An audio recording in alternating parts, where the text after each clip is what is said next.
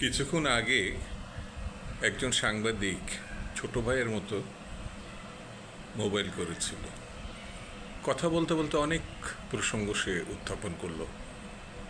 একটা ইংরাজি দৈনিক, একটা বাংলা দৈনিকের প্রসঙ্গ সে সামনে নিয়ে আসলো এবং বাস্তবোচিত কথা সে বলল, অনেক কথা বলল। তার মধ্যে একটি প্রসঙ্গ আমার খুব মনে স্পর্শ করছে, সেটি হচ্ছে বিএনপির বিরুদ্ধে এই পত্রিকার দুটি, যাদের 111-এও বিতর্কিত ভূমিকা আছে, তারা খুব উৎসাহের সঙ্গে বিএনপি বিরোধী সংবাদগুলো প্রকাশ করছে। কিন্তু গত 17 বছর ধরে ফ্যাসিবাদী সরকারের যে সংবাদ, সেই সংবাদ তারা প্রকাশে তত আমলে নিচ্ছে না, বলা যায় একেবারেই করছে না। কেন? ভাষণের নাম মুখে নিতে কে লজ্জা লাগে?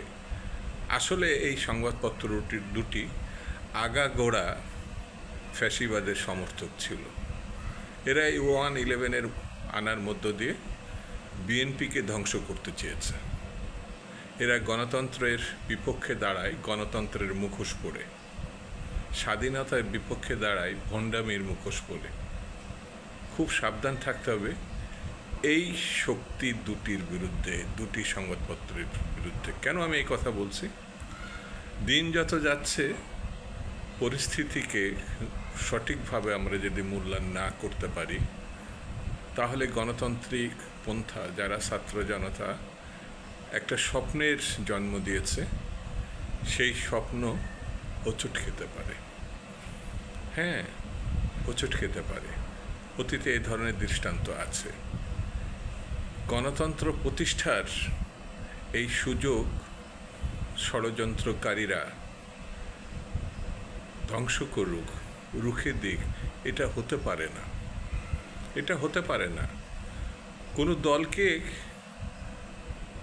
বিরোধিতা করা বা তার পক্ষে বলা এই বিবৃতির উদ্দেশ্য না। উদ্দেশ্য একটাই, মানুষের ভোটাধিকার ফিরিয়ে এনে মানুষকে ক্ষমতায়ন করতে হবে।